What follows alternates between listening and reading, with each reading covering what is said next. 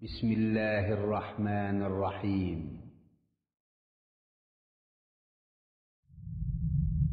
مكتب التعاون للدعوة والإرشاد وتوعية الجاليات بالدمام.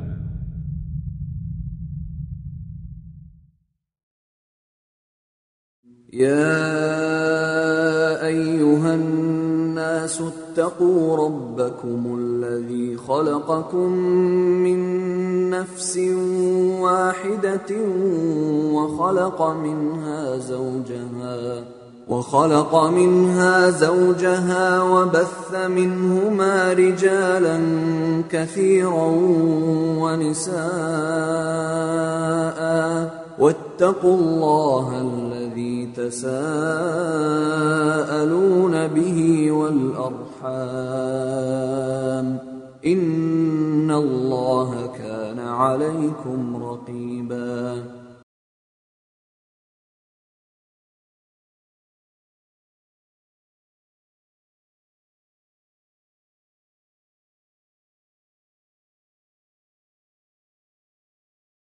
الحمد لله نحمده ونستعينه ونستغفره ونعوذ بالله من شرور أنفسنا ومن سيئات أعمالنا من يهده الله فلا مضل له ومن يضلله فلا هادي له وأشهد أن لا إله إلا الله وحده لا شريك له وأشهد أن محمدا عبده ورسوله صلى الله تعالى عليه وعلى آله وصحبه وسلم تسليما كثيرا. يا أيها الذين آمنوا اتقوا الله حق تقاته ولا تموتن إلا وأنتم مسلمون. يا أيها الناس اتقوا ربكم الذي خلقكم من نفس واحدة وخلق منها زوجها وبث منهما رجالا كثيرا ونساء واتقوا الله الذي تساءلون به والأرحام إن الله كان عليكم رقيبا. يا أيها الذين آمنوا اتقوا الله وقولوا قولا سديدا يصلح لكم أعمالكم ويغفر لكم ذنوبكم ومن يطع الله ورسوله فقد فاز فوزا عظيما. أما بعد فإن خير الحديث كتاب الله وخير الهدي هدي محمد صلى الله عليه وسلم وشر الأمور محدثاتها وكل محدثة بدعة وكل بدعة ضلالة وكل ضلالة في النار. أعوذ بالله من الشيطان الرجيم. بسم الله الرحمن الرحيم. إنما يتقبل الله من المتقين. মহান আল্লাহর সমস্ত প্রশংসা যে আল্লাহ পাক রব্বুল আলামিন আমাদেরকে সৃষ্টি করেছেন একমাত্র তাঁর ইবাদত বন্দেগীর জন্য। দরুদ ও সালাম নাজিল হোক প্রিয় নবী মুহাম্মদুর রাসূলুল্লাহ সাল্লাল্লাহু আলাইহি সাল্লামের প্রতি, যিনি আল্লাহ পাকের ইবাদত বন্দেগী কেমন করে করতে হবে তার নিয়ম পদ্ধতি তরিকা সুন্দরভাবে আমাদেরকে শিখিয়ে দিয়েছেন। আল্লাহুম্মা সাল্লি আলাইহি আল্লাহুম্মা বারিক আলাইহি। আজকে আলোচনা করব আপনাদের সামনে এই অল্প সময়ে তাকওয়া সম্পর্কে। তাকওয়ার বিশেষ একটি দিক, তা হচ্ছে তাকওয়ার বহিঃপ্রকাশ কেমন করে হবে। আপনার মধ্যে তাকওয়া আছে, আপনি আল্লাহকে ভয় করেন, আপনি সংযত, এর প্রমাণ কি করে প্রকাশ পাবে যে আপনি মুত্তাকি পরহেজগার। আল্লাহ পাক রব্বুল আলামিন তাকওয়ার ওপর অত্যন্ত বেশি গুরুত্ব আরোপ করেছেন। চিন্তা করে দেখতে পারেন যে নামাজের কথা, এত গুরুত্বপূর্ণ বিষয় নামাজ, যে নামাজ ছাড়া ইসলাম থাকতেই পারে না। যার নামাজ নেই তার দিন নেই। এটি এমন একটি বিষয় যাতে কোনো দ্বিমত নেই। যার নামাজ নেই পাঁচ ওয়াক্ত তার দিন নেই। তারপরেও নামাজের কথা, সালাতের কথা আল্লাহ পাক রব্বুল আলামিন কাছাকাছি 100 বার কোরআনে কারীমে উল্লেখ করেছেন। 100 বারের বেশি নয়। পক্ষান্তরে তাকওয়ার কথা আল্লাহ পাক কোরআনে কারীমে 200 বারের বেশি উল্লেখ করেছেন। 200 বারের বেশি কোরআনে কারীমে তাকওয়ার কথা উল্লেখ করা হয়েছে, বিভিন্ন ভঙ্গিমায়, বিভিন্ন ভাষায়। কখনো ইত্তাকুল্লাহ বলে, কখনো ফাত্তাকুল্লাহ বলে, কখনো মুত্তাকিনদের প্রশংসা করে, কখনো অন্য কোনো ভাষায়, বিভিন্নভাবে আল্লাহ পাক রব্বুল আলামিন এই তাকওয়ার কথা মানুষকে স্মরণ করিয়ে দিয়েছেন।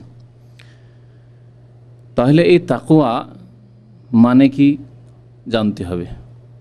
তাকওয়া মানে কি জানতে হবে। তারপরে তাকওয়ার মানে যখন জানবেন, এই তাকওয়া মানে জানলেন যে বেঁচে থাকা, শাব্দিক অর্থ বেঁচে থাকা। কি বিষয় থেকে বাঁচতে হবে তাও জানতে হবে। এলমের প্রয়োজন রয়েছে, বিনা এলমে বেঁচে থাকা যায় না। আপনি জানেন না যে কি থেকে বাঁচতে হবে, তাহলে বাঁচবেন কি করে? তাকওয়া এত গুরুত্বপূর্ণ বিষয় যে নবী করিম সাল্লাল্লাহু আলাইহি ওয়াসাল্লামের যে কোনো আলোচনায়, যে কোনো খুতবায়, যে কোনো বক্তব্যে, যে কোনো বয়ানে নবী করিম সাল্লাল্লাহু আলাইহি ওয়াসাল্লাম তাকওয়ার কথা বারবার করে স্মরণ করাতেন। নবী করিম সাল্লাল্লাহু আলাইহি ওয়াসাল্লাম শুধু বক্তব্যের খুতবায় নয়, বিবাহ শাদীর খুতবাতেও 3টি আয়াত পাঠ করতেন। অন্য অন্য খুতবাতে, যে কোনো খুতবায়, বক্তব্যে এই 3টি আয়াত সহ সুন্নতি খুতবা পাঠ করতেন। যেই খুতবা শুরুতে আমি পাঠ করেছি, ইন্নাল হামদুলিল্লাহি নাহমাদুহু ওয়া নাস্তাঈনুহু থেকে শুরু করে 3টি আয়াত রাসূলুল্লাহ সাল্লাল্লাহু আলাইহি ওয়াসাল্লাম পাঠ করতেন। এই 3টি আয়াতে 5 বার করে তাকওয়ার কথা রয়েছে। আল্লাহ পাক রব্বুল আলামিন তার প্রথম আয়াতটিতে ইরশাদ করেছেন সূরা আলে ইমরান আয়াত নম্বর 102। আল্লাহ পাক ইরশাদ করেছেন, ইয়া আইয়ুহাল্লাযীনা আমানু তাকুল্লাহা হাক্কা তুকাতিহ। হে মুমিনগণ, মুমিনদেরকে আল্লাহ ডেকে বলছেন। তাহলে তাকওয়ার জন্য মুমিনদেরকে আহ্বান করা হয়েছে। মুসলিম হওয়া, মুমিন হওয়াই যথেষ্ট নয়। মুমিন মুসলিম হয়ে তাকওয়া অর্জন করতে হবে, তাকওয়া অবলম্বন করতে হবে, তাকওয়া হাসিল করতে হবে। আল্লাহ পাক ইরশাদ করেছেন, ইয়া আইয়ুহাল্লাযীনা আমানু তাকুল্লাহা হাক্কা তুকাতিহ। হে ঈমানদারগণ, হে মুমিনরা, ইত্তাকুল্লাহ, আল্লাহকে ভয় করো। একবার আল্লাহ বল ইত্তাকুল্লাহ, যথেষ্ট। ইত্তাকুল্লাহ, আল্লাহকে ভয় করো। আল্লাহ পাক বলছেন হাক্কা তুকাতিহ, ভয় করার মতো ভয় করো, যেমন ভয় করার হক রয়েছে।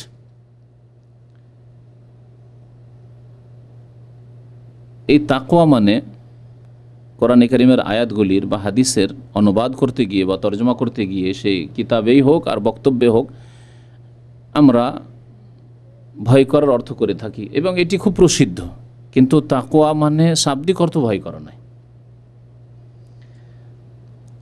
তাকওয়ার শাব্দিক অর্থ তাহলে কি? আয়াতের তাফসীর করার আগে শাব্দিক অর্থ বলি। তাকওয়া শব্দটি ওয়াও কাফ ইয়া ধাতু থেকে উৎপাদিত। ওয়েকায়াতুন, ফিকার একটি কিতাব আছে হানাফি মাযহাব ওয়েকায়া, আর ওর একটি আবার ভাষ্য আছে শারহে ওয়েকায়া। আলেম ফাজল আলিয়া মাদ্রাসায় পড়া হয়, কামি মাদ্রাসাতে পড়া হয়। ওয়েকায়া মানে বেঁচে থাকা। এই ওয়েকায়া থেকে দোয়া করেন যখন, খুব প্রসিদ্ধ কোরআন কারীমের দোয়া, রব্বানা আতিনা ফিদ দুনিয়া হাসানা ওয়া ফিল আখিরাতি হাসানা ওয়া কিনা আযাবান নার। রব্বানা আতিনা ফিদ দুনিয়া হাসানা, হে আমাদের রব, আতিনা ফিদ দুনিয়া হাসানা, আমাদেরকে দুনিয়াতে কল্যাণ দান করো। ওয়া ফিল আখিরাতি হাসানা, এবং পরকালে কল্যাণ দান করো। ওয়া কিনা, এবং আমাদেরকে রক্ষা করো, আমাদেরকে বাঁচাও। ওয়া কিনা, কে মানে বাঁচাও, আর না মানে আমাদেরকে বাঁচাও, আমাদেরকে রক্ষা করো আযাবান নার, জাহান্নামের আযাব থেকে। তাহলে এখানে ওই ওয়েকায়া থেকে এই কেনা, আমাদেরকে বাঁচাও, আমাদেরকে রক্ষা করো।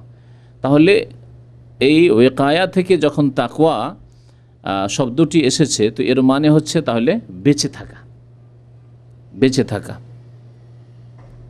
আল্লাহ পাক রব্বুল আলামিনের অসন্তুষ্টির কাজ, কথা, বিশ্বাস, এমন বিশ্বাস যে আল্লাহ পাককে অসন্তুষ্ট করে, ভ্রান্ত বিশ্বাস, ভ্রান্ত ঈমান, ভ্রান্ত ধারণা, এমন কাজ যা আল্লাহকে অসন্তুষ্ট করে, এমন কথা যা আল্লাহ পাককে অসন্তুষ্ট করে, সেসব থেকে বেঁচে থাকা, এ হচ্ছে তাকওয়া। আল্লাহ পাক যেসব আদেশ করেছেন সেসব পালন না করে আল্লাহকে অসন্তুষ্ট করা, তা থেকে বেঁচে থাকা। তার মানে ফরজ, ওয়াজিব, সুন্নত যা কিছু আদেশ হয়েছে আল্লাহ পাকের পক্ষ থেকে, তাঁর রাসূল সাল্লাল্লাহু আলাইহি ওয়াসাল্লামের পক্ষ থেকে, তা আদায় করা এবং আল্লাহ পাকের অসন্তুষ্টি থেকে এভাবে বেঁচে থাকা, আল্লাহ পাকের নাফরমানি, বিরুদ্ধাচরণ থেকে বেঁচে থাকা। আর হারাম কাজ, নাজাইজ কাজ, অবৈধ কাজ থেকে বেঁচে থাকার মাধ্যমে, কারণ হারাম কাজ করলে আল্লাহ পাকের অসন্তুষ্টি, আল্লাহ পাকের গজব, ক্রোধ, সুতরাং তা থেকে বেঁচে থাকা। তো এই তাকওয়া মানে হচ্ছে বেঁচে থাকা, বেঁচে থাকা। যে ব্যক্তি বেঁচে থাকবে সে আল্লাহকে ভয় করে। তাই ভাব অর্থ বলা যেতে পারে যে ইত্তাকুল্লাহ, বারবার কোরআনে কারীমে যে ইত্তাকুল্লাহ এসেছে, ইয়া আইয়ুহাল্লাযীনা আমানু ইত্তাকুল্লাহ হাক্কা তুকাতিহি, আল্লাহকে ভয় করো।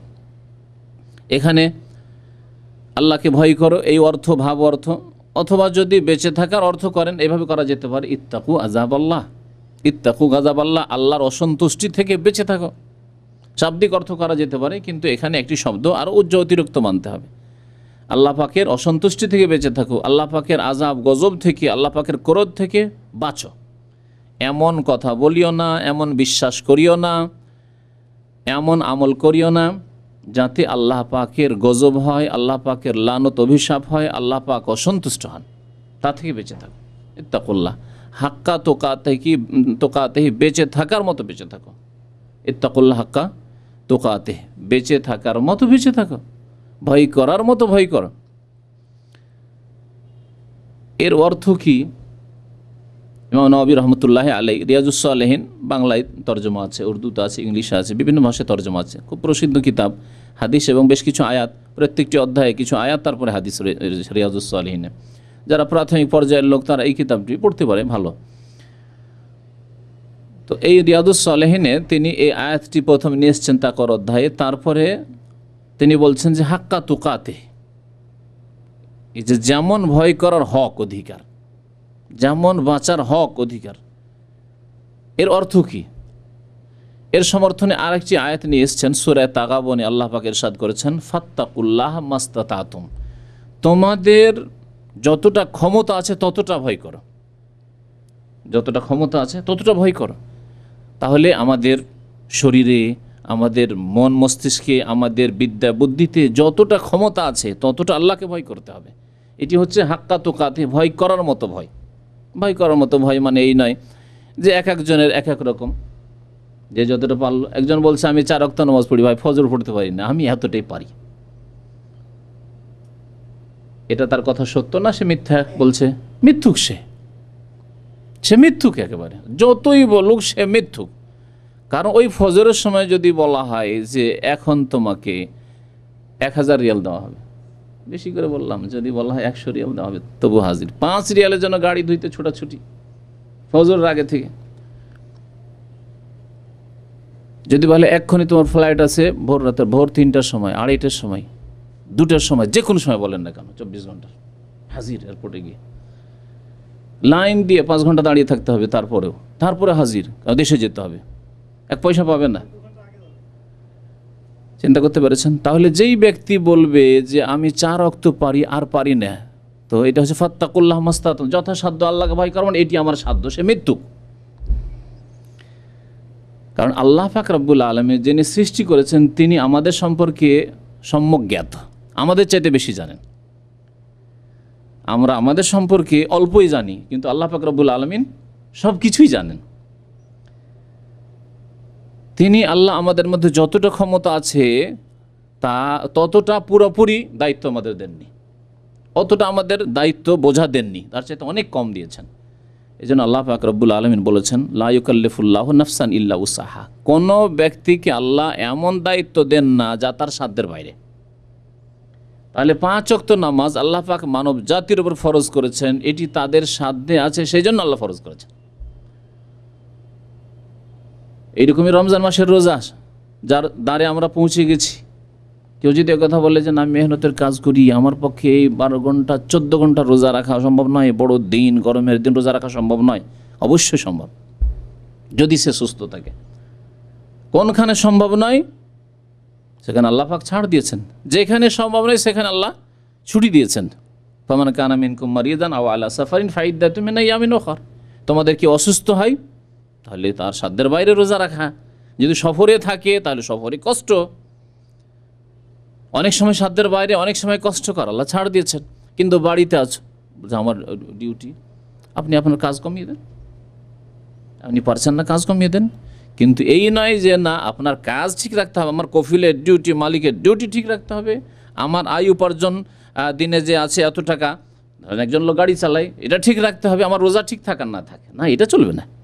আগে আপনার দিন ঠিক করতে হবে, আপনার ইমান ঠিক করতে হবে, আপনার ইবাদত বন্দেগী ঠিক করতে হবে, তারপরে আপনার রুজি রোজগার। আল্লাহ পাক বলছেন ফাইদা কুদিয়াতিস সালাত ফান্তাশিরু ফিল আরজ, যখন নামাজ হয়ে যাবে তারপরে পৃথিবীতে ছড়িয়ে পড়ো। ওয়াবতাগু মিন ফাদলিল্লাহ, তারপরে আল্লাহর যে অনুগ্রহ রুজি আছে পৃথিবীতে, তোমার রিজিক আছে, তা সন্ধান করো। পরে আল্লাহ সন্ধান করতে বলেছেন, আগে ইবাদত বন্দেগী নামাজ আল্লাহ পাক রব্বুল আলামিন পুরা করতে বলেছেন।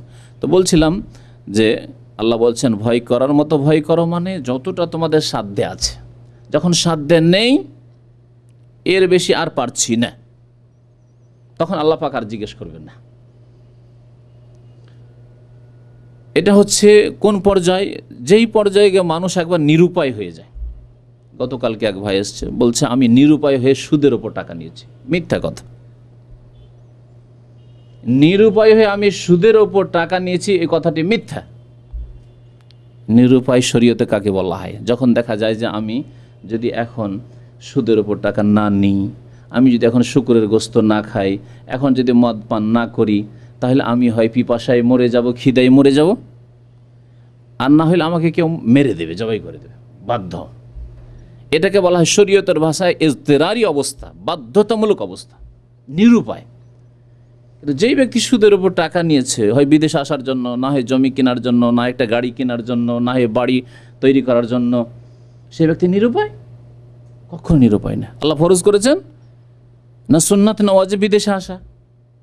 আপনার টাকা থাকে, আসেন। কেউ যদি আপনি যদি দিনদার পরেজগার মানুষ হন, সত্যি আল্লাহ ভীরু হন, তাহলে আপনাকে অনেকে ধার দেবে। আপনি প্রমাণ করেন মানুষের কাছে, যেসব পাড়া প্রতিবেশী আছে, বন্ধু বান্ধব, তার কাছে, যে আমি আল্লাহ ভীরু, আমি ওয়াদা খেলাফ করি না, আমি এক পয়সা কারণ হারাম খেয়ে মরবো না, অবশ্যই দেবে আপনাকে। আপনি প্রমাণ করতে পারেননি। তো বলছিলাম যে আল্লাহকে ভয় করার মতো ভয় করতে হয়, মানে যতটা আল্লাহ পাক রব্বুল আলামিন বিদ্যায়, বুদ্ধি, শরীরে, মন মস্তিষ্কে ক্ষমতা রেখেছেন, ততটা ভয় করার নাম হচ্ছে হাক্কা তুকাতি। যা ভয় করার হক রয়েছে ততটা ভয় করো। ওয়ালা তামুতুন্না ইল্লা ওয়া আনতুম মুসলিমুন, তোমরা মুসলিম হয়ে মরবে, তাহলে তোমাদের মুক্তি রয়েছে। ইসলাম ছাড়া অন্য কোনো অবস্থায় কারো মত হলে সেই ব্যক্তির কোনো রক্ষা নেই, কোনো তার মুক্তি নেই, কোনো নাজাত নেই। ওয়ালা তামুতুন্না ইল্লা ওয়া আনতুম মুসলিম। আল্লাহ পাক রব্বুল আলামিন যেন আমাদেরকে মুসলিম অবস্থায় মৃত্যুবরণের তৌফিক দান করেন, সুযোগ দান করেন। আল্লাহ আমাদের সর্বশেষ অবস্থায় যেন কালেমা লা ইলাহা ইল্লাল্লাহ পড়ার তৌফিক দান করেন। ঈমানের অবস্থা আমাদের কাছে যেন মালাকুল মউত আসে, আমিন। তো এই তাকওয়া, যে আল্লাহকে ভয় করাই বলেন, আর সংযত, তার শাব্দিক অর্থ হচ্ছে সংযত জীবনযাপন, বেঁচে থাকার জীবনযাপন। আর এই ভাষাটি আমাদের ভাষায় ব্যবহার হয়। মুত্তাকি পরহেজগার লোক বলা হয়। মুত্তাকি বলে, মুত্তাকি যদি না বোঝে, লোকটি খুব পরহেজগার লোক, লোকটি খুব পরহেজি লোক। বিভিন্ন ভাষায়, বিভিন্ন এলাকার হয়তো আঞ্চলিক ভাষাও রয়েছে। পরহেজ ফার্সি ভাষা, উর্দুতে এসেছে, তারপরে বাংলা এসছে। এই ভাষাটি ওই তাকওয়ার অর্থ, পরহেজ কারণে বেঁচে থাকা। যার পেটে গোলযোগ আছে, অসুবিধা আছে, সে খাওয়া বিভিন্ন খাবার, যেসব খাবার ক্ষতি করে তার পেটের জন্য, তা থেকে পরহেজ করে বলে, মানে বেঁচে থাকে। তো দিনের ক্ষেত্রে, ইসলামের ক্ষেত্রে সেই ব্যক্তি পরহেজগার, যেই ব্যক্তি হারাম থেকে বেঁচে থাকে। এটি হচ্ছে খুব সংক্ষেপে কথা, কিন্তু এই তাকওয়া সম্পর্কে উলামায়ে কেরামদের অনেক কথা রয়েছে। তার মধ্যে একটি কথা দিয়ে হয়তো তাদের কথা শেষ করব, আর তারপরে অন্য দিকে যাব। আলী রাদিয়াল্লাহু তাআলা আনহু চতুর্থ খলিফা, নবী করিম সাল্লাল্লাহু আলাইহি সাল্লামের চাচাতো ভাই, আবার জামাই। তার একটি বক্তব্য রয়েছে তাকওয়া সম্পর্কে। তাকে একবার জিজ্ঞাসা করা হয় যে তাকওয়া আবার কি, তাকওয়া কাকে বলে? কারণ তাকওয়া সম্পর্কে কোরআনে কারিমে এতবার বলা হলেও অনেকেই তাকওয়া সম্পর্কে বুঝে না। আর প্রথম কথা, এই তাকওয়া বোঝাই ত্রুটি রয়েছে। আর যারা বুঝেও আবার অনেকেই, বরং অধিকাংশই তাকওয়ার প্রতি আমল করে না। এজন্য ওমর বিন আব্দুল আজিজ রহমতুল্লাহ আলাই তার একটি বক্তব্য বলেছেন যে দেখো, তাকওয়া, তোমরা তাকওয়া অর্জন করবে, আল্লাহকে ভয় করবে, সংযত জীবন যাপন করবে, এর ওয়াজ করনেওয়ালা, বক্তব্য করনেওয়ালা তো দুনিয়াতে খুব বেশি, মানে তাকওয়ার উপদেশ দাতা অনেকেই, ওয়াল আমিলিনা বিহি কলিল, কিন্তু এর ওপর আমলকারীর সংখ্যা অত্যন্ত কম। বাবাও ছেলেকে বলছে, বাবা বিদেশে যাচ্ছ, দেখো অন্যায় কাজ করবে না, অপরাধ করবে না, কারো এক পয়সা কোনো জিনিসে হাত দিবে না, কিন্তু নিজেই বাবা হয়তো সুদ খায়, ঘুষ খায়, হারাম খায়, বেঈমানি করে, কত লোকের যে টাকা পয়সা আত্মসাৎ করে রেখেছে। ওই নিজের বাবার অবস্থা এরকম। মা উপদেশ দিচ্ছে, ছেলেকে যে বাবারে বিদেশে যাচ্ছিস তুই, হ্যাঁ বাইরে যাস তুই, দেখে শুনে এদিক ওদিক করবি না, তুই নামাজ ছাড়বি না, নামাজে কোনো গাফিলতি করবি, নিজেই গাফিল।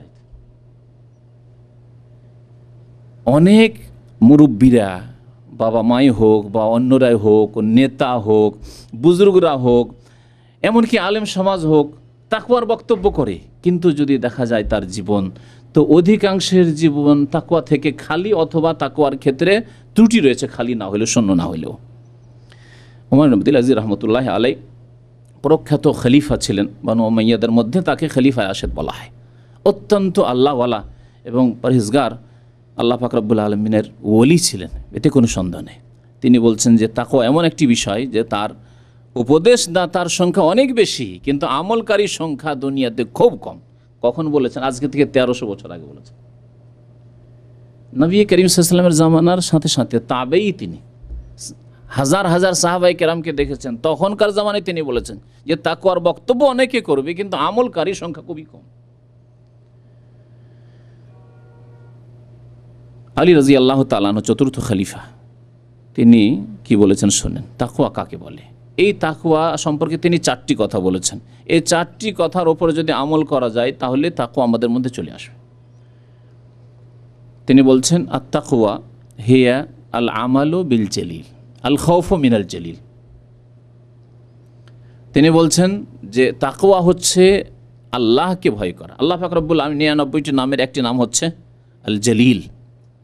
আল্লাহ পাকের নাম জলিল, এই জন্য অনেকে নাম রাখেন আব্দুল জলিল, ছেলের নাম রাখেন আব্দুল জলিল বলে ডাকবেন, নাম রাখেন আব্দুল খালেক বলে ডাকবেন, নাম রাখেন আব্দুর রাজ্জাক বলে ডাকবেন। কিন্তু আমাদের দেশের মানুষ শিরকি তরিকায় নামটা ডাকে, শিরকি তরিকা।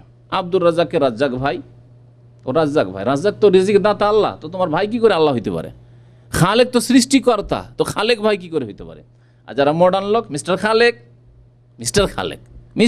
কি করে হইতে পারে? খালেক তো আল্লাহ পাক। কিন্তু আমাদের জেহালত, আমাদের সমাজের শিক্ষিত অশিক্ষিত লোকদের অজ্ঞতা। মিস্টার রহমান, আরে কারো নাম আব্দুর রহমান, কারো নাম মতিউর রহমান, কারো নাম আতাউর রহমান, না মিস্টার রহমান মিয়া। শিরকি ডাকেট, শিরকি কথা। আল্লাহ পাকের নাম মানুষকে দিচ্ছেন। রহমান মানুষ হইতে পারে, রাজ্জাক মানুষ হইতে পারে, খালেক মানুষ হইতে পারে। ওই রকমের জলিল,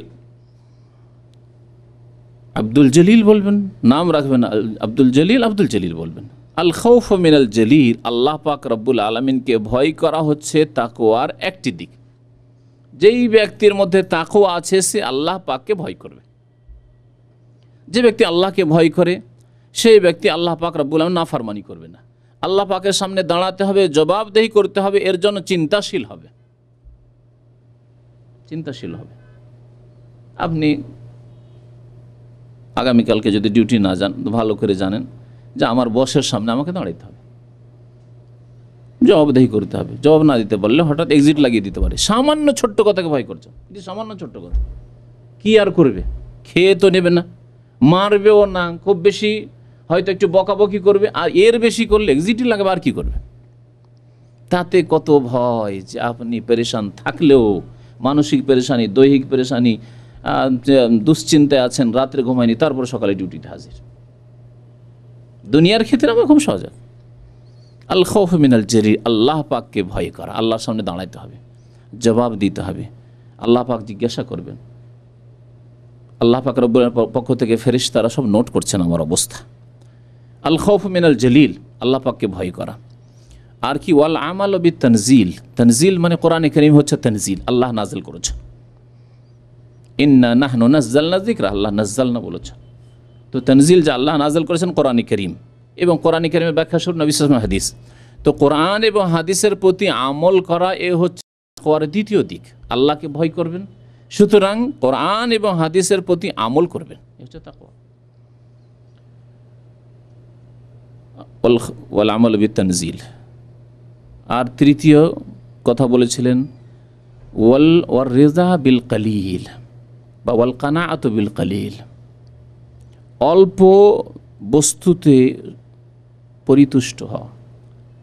অল্প আল্লাহ পাক দিয়েছেন আপনাকে, আল্লাহ পাক বেশি বেতন দেননি, বেশি টাকা পয়সা দেননি, বেশি ওইরকম বড় বাড়িঘর দেননি, বেশি বড় নেতৃত্ব দেননি, বেশি কিছু বিদ্যাবুদ্ধি দেননি, অল্প দিয়েছেন। এক কথায় যা কিছু আছে আপনার কাছে, এলম থেকে শুরু করে ধন দৌলত থেকে শুরু করে, আজকাল মানুষ ধন দৌলতের পিছনে বেশি ছুটেছে, ধন সম্পদের ক্ষেত্রে নেন।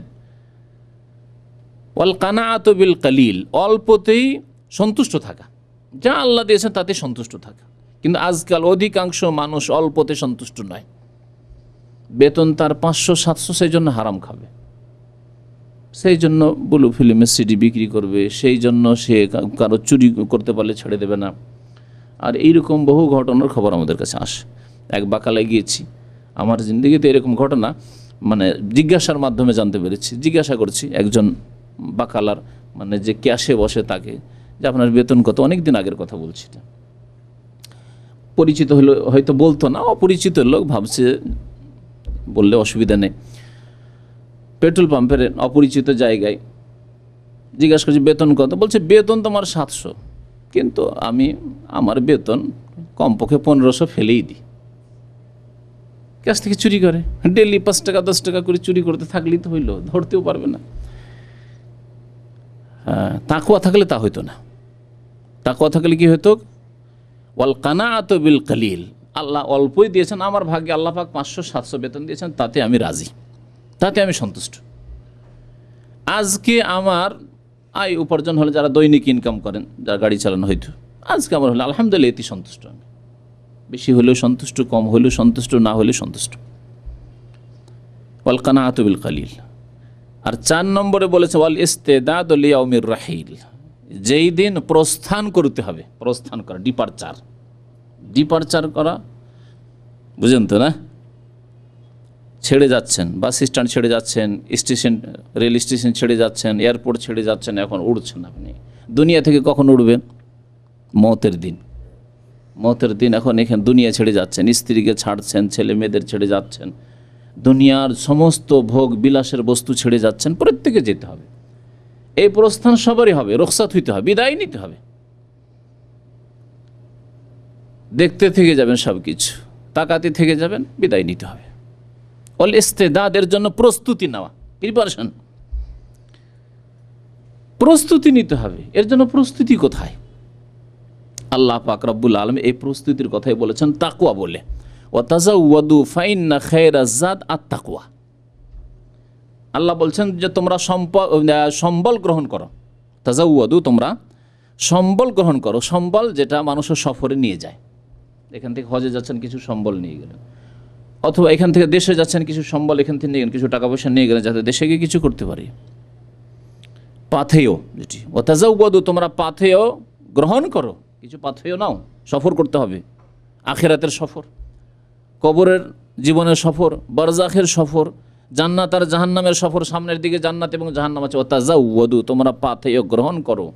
ফাইন্না খায়রাজ যাদ আত-তাকওয়া, কারণ সবচাইতে শ্রেষ্ঠ পাথেয় হচ্ছে তাকওয়া, আল্লাহ ভীরুতা, সংযত জীবনযাপন।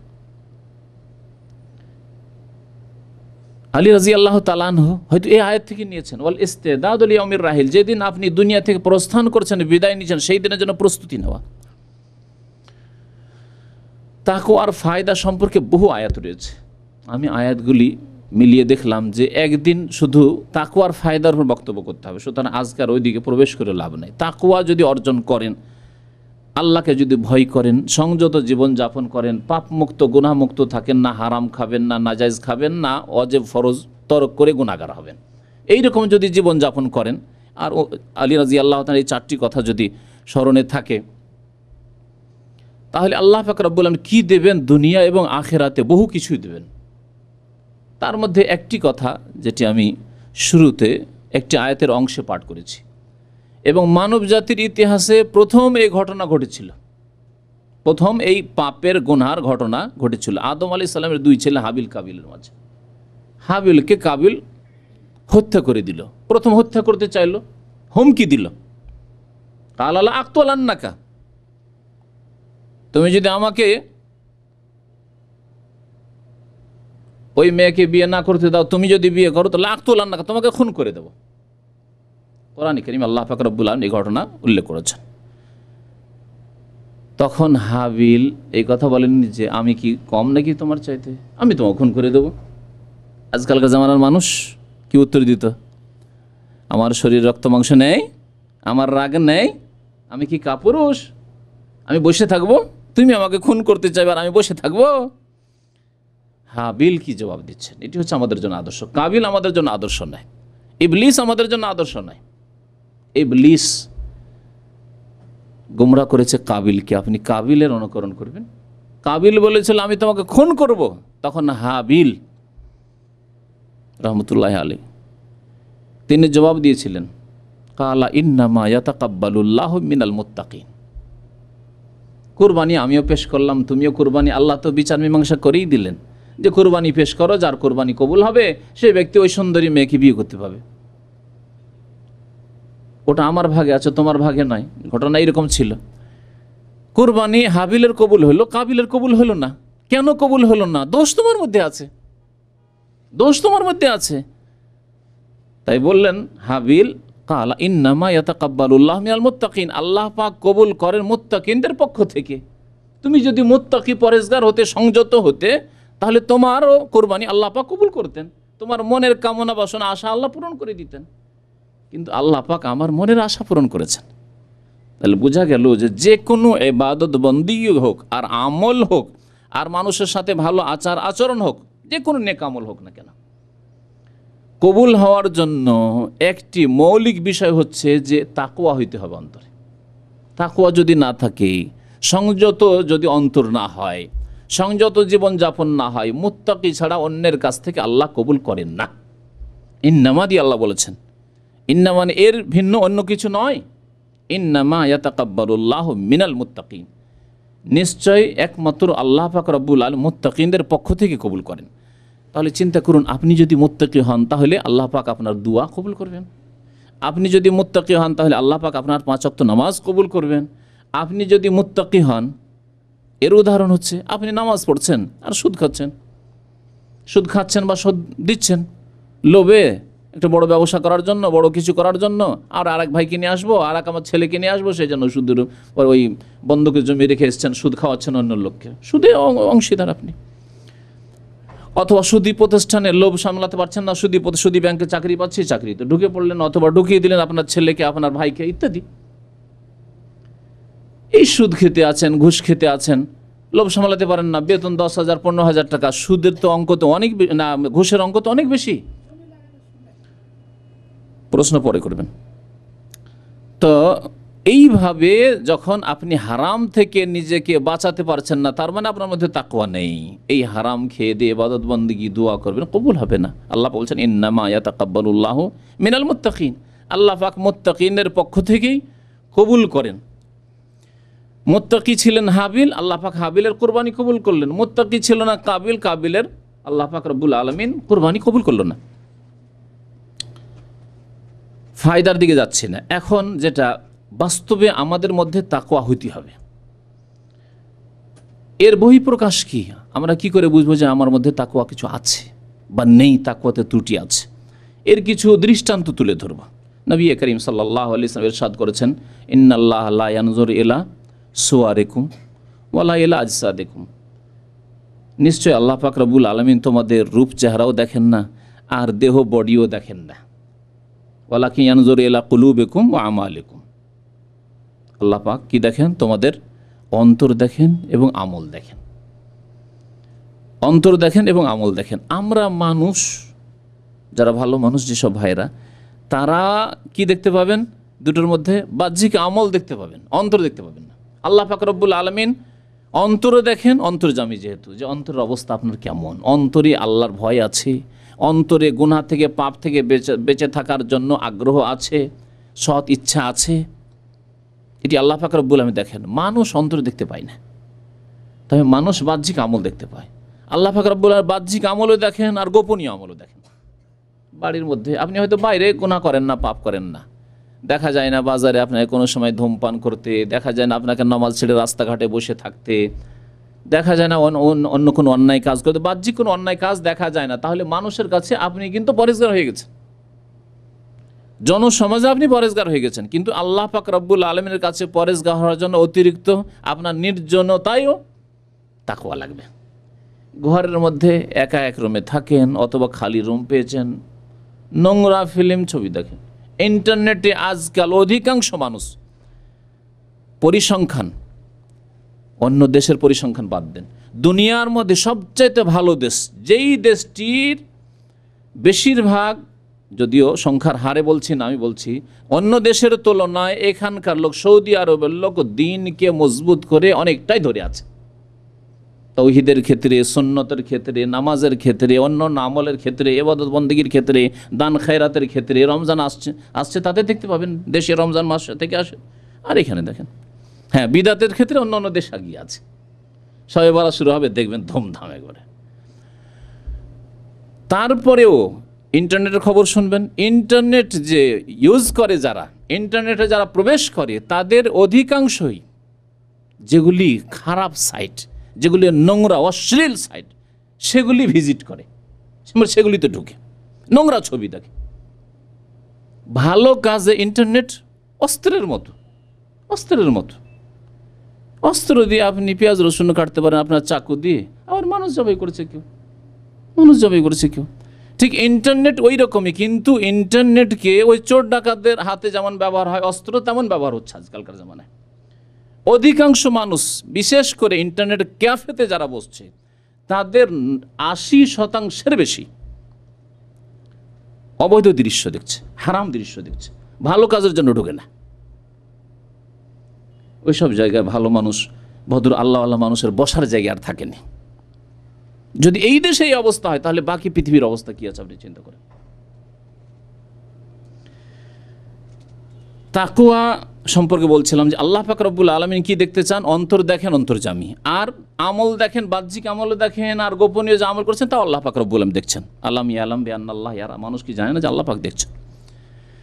তাকওয়ার বহিঃপ্রকাশ কিসে ঘটবে? প্রথম কথা, আপনার আকীদার ক্ষেত্রে, তাওহীদের ক্ষেত্রে, আল্লাহর একত্বের ক্ষেত্রে তাকওয়া থাকতে হবে, যাতে করে আপনার বিশ্বাসে, আকীদায়, আপনার তাওহীদে, আল্লাহ পাকের যে তাওহীদ প্রতিষ্ঠা, একত্ব প্রতিষ্ঠায় কোনো রকমের শিরকের সামান্যতম সংমিশ্রণ না থাকে। এই হচ্ছে বেঁচে থাকা। কারণ এই তাকওয়া, এই ক্ষেত্রে যদি তাকওয়া না থাকে, শিরকের সামান্যতম সংমিশ্রণ থাকে, তাহলে মুক্তি পাবেন না। কিন্তু শিরক যদি থাকে তাহলে কোনো রেহাই নেই, আল্লাহ পাক শিরকের গুনাহ মাফ করবেন না। সুতরাং প্রথম তাকওয়া অর্জন করতে হবে আকীদা, বিশ্বাসের ক্ষেত্রে, তাওহীদের ক্ষেত্রে, আল্লাহর একত্বের ক্ষেত্রে। আল্লাহ পাক ইরশাদ করেছেন, আল্লাযীনা আমানু ওয়া লাম ইয়ালবিসু ঈমানাহুম বিযুলমিন উলাইকা লাহুমুল আমনু ওয়া হুম মুহতাদুন। যারা ঈমান নিয়ে এসেছে, আল্লাহ মুমিন বলে ছেড়ে দেননি। ওয়া লাম ইয়ালবিসু, নেগেটিভ আল্লাহ বলছেন, ওয়া লাম ইয়ালবিসু ঈমানাহুম বিযুলমিন, এবং তারা নিজের ঈমানের সাথে শিরকের সংমিশ্রণ ঘটায়নি। এই জুলম মানে হচ্ছে শিরক। নবী করিম সাল্লাল্লাহু আলাইহি ওয়াসাল্লাম হাদিস আছে যে আল্লাহ পাক বলেছেন, ইন্না শিরকা লাযুলমুন আযীম। লোকমান হাকিম যখন ছেলেকে উপদেশ দিয়েছিল, তখন তিনি বলেছিলেন যে ইন্না শিরকা লাযুলমুন আযীম, শিরক হচ্ছে সবচেয়ে বড় জুলম। এই জুলমের কথা আল্লাহ এখানে উল্লেখ করেছেন, আল্লাযীনা আমানু ওয়া লাম ইয়ালবিসু ঈমানাহুম বিযুলমিন, যারা ঈমান নিয়ে এসেছে আর তাদের ঈমানের সাথে জুলমের, অর্থাৎ সবচেয়ে বড় জুলম শিরক, শিরকের সংমিশ্রণ ঘটায়নি। বড় শিরক হোক আর ছোট শিরক হোক, প্রকাশ্য শিরক হোক আর গোপনীয় শিরক, এগুলি শিরকের প্রকরণ রয়েছে। আগে একটি কথা আরও বলেছি যে তাহলে যেই সব গুনাহ থেকে, যেসব পাপ থেকে, যেসব বস্তু থেকে বাঁচবেন, সেগুলি জানতে হবে। অনেকে জানেন না যে শিরক বড় আর ছোট আবার কি হয়, প্রকাশ্য আর গোপনীয় শিরক কি হয়, কোনটি বড় শিরকে আকবার, যাতে ইসলাম থেকে বহিষ্কার হয়ে যায়।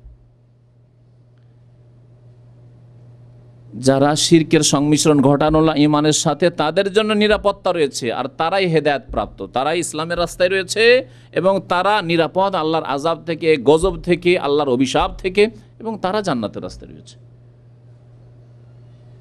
আজকাল উপমহাদেশের অধিকাংশ মানুষের বাড়িতে তাবিজ ব্যবহার হয়। তাবিজ শিরক। বালা, পা কেটে গেলে আপনার ওই কড়ি দিয়ে বেঁধে রাখে, চুল দিয়ে বেঁধে রাখে না, এগুলি আছে। এইরকম বহু রকমের। আমাদের মা বোনেরা কী করে, উপমহাদেশের, যখন বাচ্চাকে নিয়ে বাইরে বেরোবে, তখন একটা টিপ দিবে, কাজলের টিপ দিবে বাঁকা করে, হ্যাঁ, বাম দিকে না ডান দিকে দেয়, আল্লাহ পাক তারাই জানে। বাঁকা করে টিপ দিবে। আর ধারণা কি? সৌন্দর্যের জন্য নয়, এটা বদনজর থেকে বাঁচিয়ে দেবে। এই তার কাজলের কালির টিপ কি করবে? বদনজর থেকে বাঁচিয়ে দেবে। রক্ষাকারী তাহলে কে? এই কালির টিপ। শিরক নয়, শিরক। তাকওয়া বাঁচতে হবে শিরক থেকে।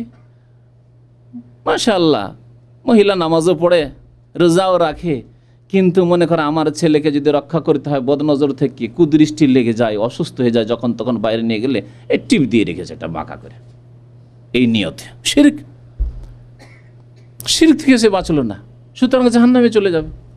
ইন্নাহু মান ইউশরিক বিল্লাহি ফাকাদ হারামাল্লাহু আলাইহিল জান্নাহ। এরকম শিরক করলে জান্নাত হারাম হয়ে যাবে, জাহান্নামে যেতে হবে। তারপরে তাকওয়ার আরেকটি বহিঃপ্রকাশ হচ্ছে নবী করিম সাল্লাল্লাহু আলাইহি সাল্লামের আদর্শকে মজবুত করে ধারণ করা। যেই ক্ষেত্রে আমরা তাকওয়ার কথা ভাবি না, তাকওয়া মানে সাধারণ মানুষের যারাও সামান্য তাকওয়া বুঝি তারা মনে করি যে সুদ না খাওয়া, ঘুষ না খাওয়া, কারো এক পয়সা বেমানি না করা, তাই না? কারো উপর জুলুম অত্যাচার না করা, কারো উপর বাড়াবাড়ি না করা, কাউকে গালি না দেওয়া, এগুলো হচ্ছে তাকওয়া। আমি বেঁচে আছি, এসব পাপ থেকে বেঁচে আছি। মাতা পিতার অবাধ্য না হওয়া, মাতা পিতাকে কষ্ট না দেওয়া, মাতা পিতার খরচ খরচা দেওয়া, ব্যাস তাকওয়া। কারো চুরি না করা, তাকওয়া। ঠিক আছে, এগুলো ক্ষেত্রে তাকওয়া। কিন্তু তাকওয়ার 1 নম্বর বললাম শিরক থেকে তাকওয়া বেঁচে থাকা। 2 নম্বরে হচ্ছে নবী করিম সাল্লাল্লাহু আলাইহি ওয়াসাল্লামের আদর্শ সুন্নত তরিকা ছাড়া অন্য কোনো তরিকার দিকে না যাওয়া। আমরা এই তরিকার লোক, ভাই আমরা এই তরিকার লোক, আমরা এই মসলাকের লোক, আমরা এই মযহাবের লোক, এগুলি হচ্ছে তাকওয়া পরিপন্থী বিষয়, তাকওয়ার বিপরীত বিষয়। নবী করিম সাল্লাল্লাহু আলাইহি সাল্লাম একদিন ফজর নামাজের পর, ইরবাজ বিন সারিয়া রাদিয়াল্লাহু তাআলা হাদিস বর্ণনা করেছেন, হাদিসটি তিরমিজিতে রয়েছে, আবু দাউদে রয়েছে, হাদিস সহিহ। একদিন ফজর নামাজের পরে ফিরে বসলেন আর বেশ সুন্দর বক্তব্য রাখলেন নবী করিম সাল্লাল্লাহু আলাইহি সাল্লাম। সাহাবী বলছেন, ওয়াজানা রাসূলুল্লাহ সাল্লাল্লাহু আলাইহি ওয়াসাল্লাম মাউইযাতান বালিগাতান, অত্যন্ত সুন্দর বক্তব্য রাখলেন, খুতবা দিলেন। জারাফাত মিনহাল ওয়ুন, মানুষ কান্না শুরু করে দিল। ওয়াজিলাত মিনহাল কুলুব, আর অন্তর আল্লাহর ভয়ে ভীত হয়ে পড়ল। তারপরে একজন সাহেব বললেন, ইয়া রাসূলুল্লাহ কান্নাহা মাউইযাতু মুআদ্দে, মনে হচ্ছে যে আপনি বিদায় ভাষণ দিলেন। বিদায় ভাষণে আবেগ থাকে আলাদা। বিদায়ের সময় যে মা বাবা আপনাকে যে কথাগুলি বলেছে আপনার অন্তরে কিন্তু দাগ করে দিয়েছে। তার আগে কত কথা বলেছে ভুলে গেছেন। বিদায়ের সময় যে কথাগুলি বেরোয় অন্তর থেকে বেরোয় আর অন্তরে গিয়ে লাগে। এমন মনে হচ্ছে যে আপনি বিদায় ভাষণ দিলেন। সুতরাং ফামাযা তাআহাদু ইলাইনা, আমাদেরকে শেষ কিছু উপদেশ, আরও কিছু উপদেশ দেন, কিছু ওসিয়ত করুন। ফামাযা তাআহাদু আলাইনা, আমাদের কিছু উপদেশ দেন। কি আমাদেরকে উপদেশ দিচ্ছেন? নবী করিম সাল্লাল্লাহু আলাইহি সাল্লাম প্রথম যে উপদেশ দিয়েছিলেন, প্রথম যে ওসিয়ত করেছিলেন, এই বক্তব্যের শেষে যখন তারা তলব করলেন, কি বললেন? যে উসিকুম বিতাকওয়াল্লাহ, তোমাদেরকে উপদেশ দিচ্ছি আল্লাহকে ভয় করার, তাকওয়ার উপদেশ দিয়েছিলেন। এই তাকওয়ার উপদেশ দিলেন। তারপরে শুনবে, ওয়াসসামওয়াতা, শুনবে এবং আনুগত্য করবে। শুনবে রাসূলুল্লাহ সাল্লাল্লাহু আলাইহি ওয়াসাল্লামের কথা এবং আনুগত্য করবে রাসূলুল্লাহ সাল্লাল্লাহু আলাইহি ওয়াসাল্লামের। তাহলে আল্লাহর আনুগত্য হবে। ওয়া মান ইউতির রাসূলা ফাকাদ আতা আল্লাহ, যে ব্যক্তি রাসূলের আনুগত্য করলো সে আল্লাহর আনুগত্য, রাসূলকে মানলো সে আল্লাহকে মানলো। তারপরে বললেন যে তারপরে কি হবে জানো? ফাইন্নাহু মান ইয়াইশ বাদি মিনকুম ফাসায়ারা ইখতিলাফান কাসীরা, আমার পরে যারা বেঁচে থাকবে তারা খুব বেশি মতানৈক্য দেখবে, দলাদলি খুব বেশি দেখবে। কে শবে বরাতকে একবারে সুন্নত না করলে গুমরাহ পথভ্রষ্ট, আর শবে বরাত যারা করে তাদের আবার তরিকার শেষ নাই। কেউ দিনে রোজা রাখে, রাতের নফল পড়ে, কেউ আবার হালুয়া রুটি খাওয়িয়ে বেড়ায়, কেউ আবার গিয়ে গ্রামে গ্রামে কবরস্থান খুঁজে কবর জিয়ারত করে বেড়ায়। কত রকমের ফিরকা দেখবে। ফাসায়ারা ইখতিলাফান কাসীরা, শুধু ইখতিলাফ দেখবে না, বহু ইখতিলাফ দেখবে। শবে মেরাজ দেখবে, দেখছেন, দলের শেষ নাই, তরিকতের শেষ নাই, পীরের শেষ নাই আর তরিকর শেষ নাই। ফাসায়ারা ইখতিলাফান কাসীরা।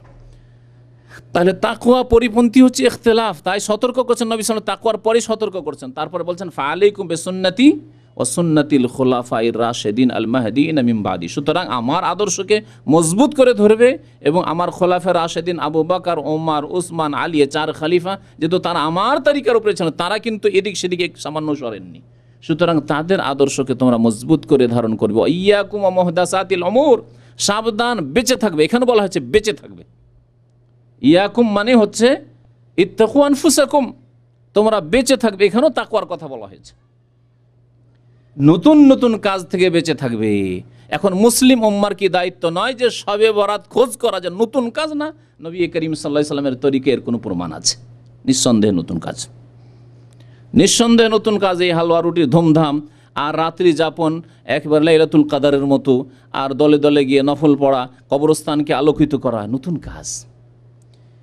এরকম বহু নতুন কাজে লিপ্ত হয়ে গেছে মুসলিম সমাজের অধিকাংশ মানুষ, বিশেষ করে উপমহাদেশের। ইয়াকুম মুহদাসাতিল, নতুন নতুন কাজ থেকে বেঁচে থাকো। ফাইন্না কুল্লা মুহদাসাতিন বিদআ, কারণ প্রত্যেক নতুন কাজ যা ধর্মের নামে হয় তা হচ্ছে বিদআত। ওয়া কুল্লা বিদআতিন দালালা, প্রত্যেক বিদআত হচ্ছে গুমরাহি। তাহলে তাকওয়ার একটি বহিঃপ্রকাশ হচ্ছে যে আপনি খোঁজ করবেন যে নবী সাল্লাল্লাহু আলাইহি সাল্লাম এই রাত্রে কিছু করেছেন, এই দিনে কিছু করেছেন না করেননি। গত সপ্তাহে বা তার আগে মনে হয় বলেছি, শুক্রবারে তো বিস্তারিত আলোচনা করেছি যে শাবান মাসে আমাদের করণীয় একমাত্র রোজা রাখা, অনির্দিষ্টভাবে শুরু থেকে যে কোনো দিনে রাখেন, শুরু থেকে 15 তারিখ পর্যন্ত রাখাই যথেষ্ট, বা 20 তারিখ পর্যন্ত, তারপরে শেষ দিকে না রাখাই উচিত, যাতে করে একটু আপনি বিরতি দেন নিজেকে, আর তারপরে প্রস্তুতি, মানসিক দিক থেকে, দৈহিক দিক থেকে প্রস্তুতি নেন রমজান মাসের ফরজ রোজা রাখার জন্য। কিন্তু বিশেষ করে শুধু শাবানের 15 তারিখের দিনে রোজা রাখা আর রাত্রে নফল পড়া, এই জাল কথা কোনো সহি হাদিসে নেই। সুতরাং এই আমল বিদাত, আর এর উপরন্ত যা কিছু আছে সবগুলি বিদাত। এই অনির্দিষ্ট রোজা রাখা ছাড়া এমন কোনো আমল রাসূলুল্লাহ সাল্লাল্লাহু আলাইহি ওয়াসাল্লাম থেকে প্রমাণিত নয়। সুতরাং এই ক্ষেত্রেও তাকওয়া অর্জন করতে হবে। তাকওয়া মানে এই নয় যে শুধু দাড়ি রাখার নাম, দাড়ি আছে আর বিদাত করে বেড়া, দাড়ি আছে আর এই দাড়ি নিয়ে গিয়ে মাজারে সেজদা করে, তাকওয়া?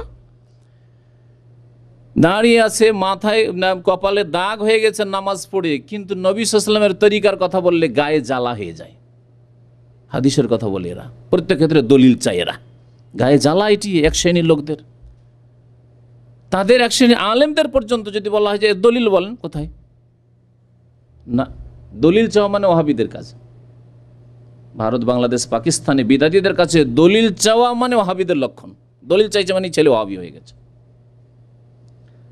ভালো কথা তো, যারা দলিল প্রমাণ চাইছে, আমি চাই নবী সাল্লাল্লাহু আলাইহি ওয়াসাল্লামের তরিকা, এটি হচ্ছে আমার তাকওয়া। আমি আল্লাহকে ভয় করে শুধু নবীর তরিকায় থাকবো। তাকওয়া যেমন আল্লাহর হকের ক্ষেত্রে, নবীর হকের ক্ষেত্রে বললাম, তেমন মাতা পিতার হকের ক্ষেত্রেও তাকওয়া হইতে হবে।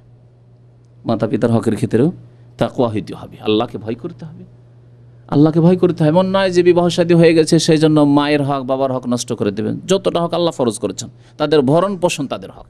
আবার তাদের হক মানে এই নয় যে যা তারা চিন্তা করে বসে আছে যে যা কিছু আপনি ইনকাম 1000 রিয়াল বেতন সব কিছু তাদের ক্যাশে, তাদের অ্যাকাউন্টে পাঠিয়ে দেন। এটি আমাদের দেশের বাবা মায়ের ধারণা, কিন্তু অবৈধ ধারণা, নাজায়েজ ধারণা। আর এই ছেলে মজলুম, নিজের স্ত্রীকে নিয়ে কিছুই নেই তার কাছে, 5 বছর 10 বছর চাকরি করে সব টাকা পয়সা বাবা মায়ের অ্যাকাউন্টে পাঠিয়ে দিয়েছে, ওরা যা ইচ্ছা তাই খরচ করেছে, যেইভাবে ইচ্ছা। দেশে গিয়ে দেখে কিছু নেই আমার নামে, খালি। আর অসন্তুষ্ট বাবা মা, দিয়েও সন্তুষ্ট করা গেল না। না, তাকওয়া মানে হচ্ছে বাবা মায়ের যে হক রয়েছে, ভরণ পোষণ, তাদের চিকিৎসা, তাদের বাসস্থান, আপনার চাইতে ভালো কমপক্ষে হবে, আপনার মতো কমপক্ষে হবে, আপনি যা খাবেন তাই খাবেন, তার চাইতে ভালো খাওয়াবেন, এ হচ্ছে তাকওয়া। তো মাতা পিতার হকের ক্ষেত্রে ও বান্দার হকের ক্ষেত্রে, আর বান্দার মধ্যে সবচাইতে বড় হক আল্লাহ পাকের হকের পরে মানুষের হকের মধ্যে মাতা পিতার হক, তাদের হকের ক্ষেত্রে তাকওয়া হইতে হবে। স্ত্রীর ক্ষেত্রে নবী করিম সাল্লাল্লাহু আলাইহি ওয়াসাল্লাম বলেছেন বহিঃপ্রকাশ। আপনি বেশ ভালো মানুষ মনে হচ্ছে, বাহ্যিক নামাজে ভালো, মাশাআল্লাহ দাঁড়িয়েতেও ভালো, কিন্তু স্ত্রীকে কষ্ট দেন আপনি। স্ত্রীকে খুশি করা এটি একটি নেকির, বড় নেকির কাজ। নবী করিম সাল্লাল্লাহু আলাইহি ওয়াসাল্লাম যদি এ কথা বলেন যে কোনো মুসলিমের অন্তরকে খুশি করা হচ্ছে সাদাকা, যে কোনো মুসলিম যাকে চেনেন না তার অন্তরকে যদি একটু খুশি করে দেন, হাসি মুখে মিলেন, সালাম আলাইকুম, কেমন আছেন, এটি যদি সাদাকা হয়, তাহলে আপনার স্ত্রীকে যদি বাড়িতে গিয়ে খুশি করে দেন, তাহলে কত বড় সাদাকা হবে। আপনার সাদকার হকদার আপনার স্ত্রী বেশি নয়? আপনার মাতা পিতার পরে আপনার স্ত্রী, আপনার ছেলে মেয়ে। কিন্তু এক শ্রেণীর লোকেরা মনে করে যে না, একবার দারোগা পুলিশ সেজে যেতে হয়, বাড়িতে ঢুকলে একবার দারোগা পুলিশের মতো গরম মেজাজ, কখনো না, কোনো রকম কনসিডার নেই। তাকওয়া পরিপন্থী। তাকওয়া হচ্ছে তাদের ক্ষেত্রে আল্লাহ পাকের রাসূল সাল্লাল্লাহু আলাইহি ওয়াসাল্লাম বলেছেন যে তাকওয়া অর্জন করো। বিবাহ শাদীর ক্ষেত্রে নবী সাল্লাল্লাহু আলাইহি ওয়াসাল্লাম এই 3টি আয়াত কেন পড়তেন? যাতে 5 বার করে তাকওয়ার কথা রয়েছে। ওয়াত্তাকুল্লাহাল্লাযী তাসাআলুনা বিহি ওয়াল আরহাম ইন্নাল্লাহা কানা আলাইকুম রাকিবা। ইয়া আইয়ুহাল্লাযীনা আমানুত্তাকুল্লাহা হাক্কা তুকাতিহি ইয়া আইয়ুহাল্লাযীনা আমানুত্তাকুল্লাহা ওয়া কুলু কাওলান সাদীদা। এই আয়াতগুলি কেন পাঠ করতেন? স্মরণ করিয়ে দেওয়া হচ্ছে ওই বরকে, বরের সামনে আয়াতগুলি তেলাওয়াত করে। আল্লাহকে ভয় করবে। এ মেয়েটি আল্লাহ যদি আদেশ না করতো তোমার বাড়ি কখনো যেত না। আল্লাহ যদি আদেশ না হইতো তো বাবা মায়ের ছত্র ছায়া মানুষ এসে কত আদর যত্ন, তোমার বাড়ি কখনো যেত না। অপরিচিত মানুষ কেন যেত? আল্লাহর আদেশ সেই জন্য যাচ্ছে। সুতরাং এর ক্ষেত্রে ভয় করবে। ইত্তাকুল্লাহ ফি নিসাইকুম, নবী সাল্লাল্লাহু আলাইহি ওয়াসাল্লাম বলেছেন তোমরা তোমাদের বিবিদের সম্পর্কে আল্লাহকে ভয় করবে। সুতরাং কোনো হারাম কাজ করতে বাধ্য করবে না, হারাম কথায় বাধ্য করবে না। অনেক সময় পর্দা উঠিয়ে দিতে বাধ্য করা হয়। আসো আমার বন্ধুরা এসে খেতে দাও বসে, আমার দুলাভাই এসছে, আমার বোন জামাই এসছে, যাও খেতে দিয়ে আসো। কত রকমের নাজায়েজ কাজ আমাদের মহিলাদেরকে করানো হচ্ছে। ইত্তাকুল্লাহ, তাদের সম্পর্কে আল্লাহকে ভয় কর। ছেলে মেয়েদের ক্ষেত্রে বহিঃপ্রকাশ হচ্ছে আল্লাহকে ভয় করার। নবী করিম সাল্লাল্লাহু আলাইহি সাল্লামের কাছে নোমান বিন বাশির রাদিয়াল্লাহু তাআলা হাদিস বর্ণনা করেছে, সহিহ বুখারী মুসলিমে এই হাদিস রয়েছে। বাশির সাহাবী আর নোমানও সাহাবী। আনসারীদের মধ্যে প্রথম ছেলে জন্মায় এই নোমান। এই নোমানের যখন জন্ম হইল, তার মা বাশিরের দ্বিতীয় স্ত্রীকে যুবতী থাকে বেশি ভালোবাসে, এটা মানুষের স্বভাব। আরও আগের বড় বড় ছেলেরা আছে, ভাবছে যে ওর ছেলেরা তো স্বাবলম্বী হয়ে গেছে, বড় হয়ে গেছে, ছেলেটা ছোট। ছেলের যখনই জন্ম হয়েছে ওর স্ত্রী তখন চাপ সৃষ্টি করা শুরু করেছে স্বামীর বাশিরের ওপর, যে আমার এই নোমানের জন্ম হয়েছে, তোমার বয়স হয়ে গেছে, যাও কিছু একটা বাগান দাও, আমার জমি জায়গা দাও। আনসারীদের জমি জায়গা, খেজুর বাগান ছিল, কিছু দাও, একটা বাগান দাও, আর নবী সাল্লাল্লাহু আলাইহি ওয়াসাল্লামকে সাক্ষী রেখে আসো, নবীকে সাক্ষী করে আসো। গেলেন বাশির, যাওয়ার পরে বলছেন ইয়া রাসূলুল্লাহ, আমার স্ত্রী বিনতে রওয়াহার মেয়ে বলছে, আমরা ওর নাম ছিল স্ত্রী, বলছে যে আপনাকে যেন সাক্ষী করি, একটা বাগান দিতে চাইছে আমার এই ছেলে নোমানকে, খুব আদরের ছেলে, ছোট ছেলে। নবী করিম সাল্লাল্লাহু আলাইহি ওয়াসাল্লাম বললেন যে আর তোমার ছেলে মেয়ে আছে? বলছে হ্যাঁ আছে। তাদেরকে দিয়েছো এরকম বাগান প্রত্যেকে? বলছে না, তা তো দিনই, এই ছোট ছেলেকে দিচ্ছি, বড়কে দেয়নি, মেজোকে দেয়নি, ছোটটাকে দিচ্ছি। আর ছোট স্ত্রীর, বড় আগের যে স্ত্রী আছে তার ছেলে মেয়েকে দেয়নি। নবী করিম সাল্লাল্লাহু আলাইহি ওয়াসাল্লাম কি বলেছিলেন শুনবেন? ইত্তাকুল্লাহ, আল্লাহকে ভয় করো, তাকওয়া হাসিল করো। তাকওয়া নেই তোমার মধ্যে, ইত্তাকুল্লাহ, এই ক্ষেত্রে তাকওয়া নেই তোমার। আল্লাহকে ভয় করো। ওয়াদিলু বাইনা আওলাদিকুম, তোমার ছেলে মেয়েদের মাঝে তুমি ইনসাফ করো, নাই বিচার করো। তাহলে যেমন বাবা মায়ের ক্ষেত্রে তাকওয়ার বহিঃপ্রকাশ হইতে হবে, স্ত্রীর ক্ষেত্রে তাকওয়ার বহিঃপ্রকাশ হইতে হবে, ছেলে মেয়েদের ক্ষেত্রে তাকওয়ার বহিঃপ্রকাশ হইতে হবে। একটা ছেলেকে পড়াইতে একেবারে শিক্ষিত করে দিলেন, ডাক্তার ইঞ্জিনিয়ার, গৃহস্থ লোকেরা কী করে, আর বড় ছেলেকে, মেজো ছেলেকে ওদের চাষি বানিয়ে রাখে। আর জমি জায়গায় কে দেখাশোনা করবে? আর ছোটোগুলিকে কোনো একটা দুটা ছেলেকে দিল ডাক্তার ইঞ্জিনিয়ার বানিয়ে, পড়ার জন্য প্রচুর টাকা খরচ করলো, বিদেশ পাঠিয়ে দিল, আর ওই ছেলেটাকে চাষি বানিয়ে রেখে দিল। কেন? সকলকে পড়াবার চেষ্টা করতে হবে। যদি পড়ে না দেয় তখন আপনাকে বলতে পারবে না যে আমাকে পড়াননি, আপনি মেহনত করেছি তোমার পিছনে, তুমি পড়াশোনা করনি, আল্লাহর কাছে আমি মুক্ত হয়ে গেছি। এই ক্ষেত্রেও তাকওয়া, আল্লাহর ভয় হইতে হবে। মেয়েদের ক্ষেত্রে তাকওয়া তো নেই আমাদের সমাজে। জমি জায়গা সব কিছু ছেলের জন্য, বাড়ি ঘর যে ভিটে মাটি সব ছেলের জন্য, মেয়ের জন্য আছে? কোনো একটি লোক দেখাতে পারবেন দেশে যে ভিটে মাটিতে মেয়েকে ভাগ দিচ্ছে আজকালকার জামানে? আমার জানা নেই, আমার নজরে আজ পর্যন্ত কোনো লোক নেই। হইতে পারে কোনো আলেম, কোনো আল্লাহওয়ালা, দু চারটি লোক হইতে পারে, কিন্তু আমি দেখি না। জমি জায়গা যেভাবে আল্লাহ ভাগ করেছেন, 2 বিঘা জমি যদি ছেলেকে দাও তাহলে 1 বিঘা মেয়েকে দিতে হবে। এইভাবে ভাগ করা লোক আপনার গ্রামে খুঁজেন, একটিও পাবেন না, একটিও পাবেন না আপনি। তাহলে তাকওয়া কোথায়? ইত্তাকুল্লাহ ওয়া আদিলু বাইনা, তাকওয়ার বহিঃপ্রকাশ কোথায়? তাকওয়ার বক্তব্য তো আছে অনেক, তাকওয়ার কথা তো অনেকে বলি যে আল্লাহকে ভয় করা উচিত, আল্লাহকে ভয় করা উচিত, আল্লাহকে ভয় করা উচিত। ভয় কোথায়? 50 বিঘা জমি, 60 বিঘা জমি সমস্ত ছেলেদেরকে ভাগ করে দিলে, মেয়েদেরকে আচ্ছা 1 বিঘা 2 বিঘা করে, আর না হলে নয়। ওই তো দিয়েছি, বিয়ের সময় দিয়েছি না, দান দিয়েছি, অলংকারে দিয়েছি, বাড়িতে যা কিছু দিতে হয় দিয়েছি, ব্যাস যথেষ্ট। হারাম, জাহান্নামে যেতে হবে। নবী করিম সাল্লাল্লাহু আলাইহি ওয়াসাল্লাম জাহান্নামের কথা বলেছেন, যারা কারো, কোনো মেয়ের, কোনো ছেলের, কোনো ব্যক্তির ধন সম্পদ এইভাবে অন্য কাউকে দিয়ে দিবে, মান কাতা মিরাসা ওয়ারিসি কাতা আল্লাহ মিরাসাহু মিনাল জান্নাতি ইয়াউমাল কিয়ামা। কোনো উত্তরাধিকারী, মেয়ে উত্তরাধিকারী, তার হক যদি অন্য কাউকে দিয়ে দেয় নিয়ে, তাহলে আল্লাহ পাক তাকে জান্নাত থেকে বঞ্চিত করবেন, জান্নাত থেকে বঞ্চিত করবেন। তাহলে এইরকম বাবা মায়েরা জান্নাতে যেতে পারবে না যারা মেয়েদের সাথে এইরকম বৈষম্যের আচরণ করেছে, মেয়েদের উপরে জুলম অত্যাচার করেছে। মেয়েরাও লজ্জায় থাকে, মেয়েরা চিন্তা করে ভাইদের বাড়ি আসতে হবে, এদের কাছ থেকে জমি নিয়ে যাবো, না না না না জমি নেবো না, আসতে হবে আমাদেরকে। তাহলে কি হোটেলে ডিপোজিট রাখার মতো জমি ডিপোজিট রেখে যেতে হবে? যাই হোক, এগুলো বক্তব্য অনেক হয়েছে। তাকওয়ার কথা বলছিলাম, এইরকম তাকওয়া বহু ক্ষেত্রে তাকওয়া হইতে হবে, যে কোনো মানুষের হকের ক্ষেত্রে তাকওয়া হইতে হবে। ধার নিয়েছেন আর দেওয়ার কথা নেই, মোহর বেঁধে দিয়েছেন স্ত্রীর 2 লাখ টাকা, তখন চিন্তা করেননি, এখন না না দিব না, এখন দেব না, এখন এক্ষেত্রে তাকওয়া নেই।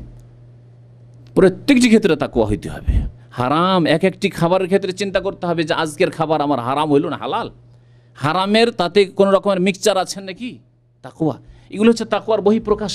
তাকওয়ার বহিঃপ্রকাশ যেমন দাড়ি, তাকওয়ার বহিঃপ্রকাশ হচ্ছে সিগারেট মুখে না আসা, তাকওয়ার বহিঃপ্রকাশ হচ্ছে জর্দা দেওয়া পান না খাওয়া। জর্দা দেওয়া পান খাচ্ছেন দাড়িওয়ালা হুজুর, আর তাকওয়ার কথা বলছেন। কোথায় তাকওয়া আপনার? জর্দা হারাম, তামাক হারাম, গরু ছাগলে এই তামাকের গাছ খায় না। আফগানিস্তানে যে চাষ হয় তামাকের, আমার এলাকায় তামাক এক যুগে দেখেছি, তামাকের জমি দেখেছি, গরু ছাগল বেড়া দিতে হইতো না। গরু ছাগলও বুঝে যে তামাক খাওয়ার জিনিস নয়, কিন্তু এ যে কোন মানুষ লহম কুলুবুল্লাহ ইয়াফকাহুনা বিহা, দেখতে তো মানুষ, কিন্তু উলাইকা কাল আনআমি বাল হুম আদাল, এরা চতুষ্পদ জন্তুর মতো, বরং এর চাইতে নিকৃষ্ট। আল্লাহ পাক রব্বুল কোরআন কারীম এদের সম্পর্কে বলেছেন। জর্দা খায়, মনে করে ভদ্রভাবে জর্দা খাচ্ছে, তামাক খাচ্ছে, গুল ব্যবহার করছে, এসবের আবার ব্যবসা করছে, বিড়ি সিগারেট খাচ্ছে। তাকওয়া কোথায়? তাকওয়া মানে 2-4টি কাজ নয়, নামাজ পড়া নয়, সার্বিক জীবনে তাকওয়া হইতে হবে। আল্লাহ পাক রব্বুল আলামিন যেন বুঝার তৌফিক দান করেন, আমল করার তৌফিক দান করেন। আল্লাহ পাক আমাদের গুনাহ খাতা যেন মাফ করে দেন, আমাদেরকে মুত্তাকি পরহেজগার হওয়ার তৌফিক যেন দান করেন। রব্বানা ইগফির লানা ওয়া লিইখওয়ানিনা আল্লাযীনা সাবাকুনা বিল ঈমান ওয়া লা তাজআল ফী কুলুবিনা গিল্লাল লিল্লাযীনা আমানু রব্বানা ইন্নাকা রাউফুর রাহিম। রব্বানা হাব লানা মিন আজওয়াজিনা ওয়া যুররিয়াতিনা কুররাতা আয়ুনি ওয়াজআলনা লিল মুত্তাকিনা ইমামা ওয়াজআলনা লিল মুত্তাকিনা ইমামা ওয়াজআলনা লিল মুত্তাকিনা। আল্লাহ পাক বলছেন যে আল্লাহ আমাদেরকে নেক লোকদের নেতা বানিয়ে দাও। আপনি যদি আদর্শ হন, মুত্তাকি হন, তাহলে তো আপনার ছেলেমেয়েরা মুত্তাকি হবে। আপনি যদি একজন নেতা হিসাবে মুত্তাকি পরহেজগার হন, তাহলে তো আপনার প্রজারা, আপনার অধীনস্থ ব্যক্তিরা, আপনার আশেপাশে যারা আছে, আপনাকে দেখে মুত্তাকি পরহেজগার হবে। তো আল্লাহ পাক যেন আমাদেরকে নেক আমলে তৌফিক দান করেন, মুত্তাকি পরহেজগার হওয়ার যেন তৌফিক দান করেন। আমিন। সাল্লাল্লাহু আলা নবিয়ানা মুহাম্মদ ওয়া আলা আলিহি ওয়া সাহবিহি আজমাইন।